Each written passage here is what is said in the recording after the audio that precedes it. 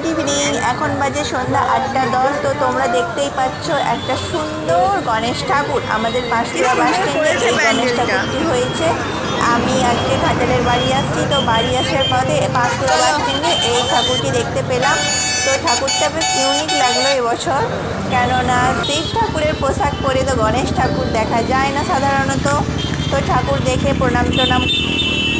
Hello friends, good evening. এখন বাজে সন্ধ্যা 8:10। আর আজকে শনিবার, গণেশ ঠাকুরের আজ জন্মদিন। তো তোমরা এখানে এই যে সুন্দর গণেশ ঠাকুরটা দেখতে পাচ্ছ, এটা আমাদের ঘাটাল পাঁশকুড়া বাস স্ট্যান্ডে হয়েছে। তো প্যান্ডেলটাও আমার বেশ সুন্দর লেগেছে। আমি আজ ঘাটাল আসছিলাম, কেননা ঘাটালের বাড়িতে আজকে রাতে থাকবো। তো রাস্তায় দেখলাম বেশ সুন্দর গণেশ ঠাকুরটা করেছে, ওখানে পুজোও হচ্ছিল। তো সেই জন্যই ভাবলাম আসছি যখন দেখেই যাই, কেননা একটাও গণেশ ঠাকুর আমি সামনে থেকে আজকে দেখিনি, দেখবো কী করে।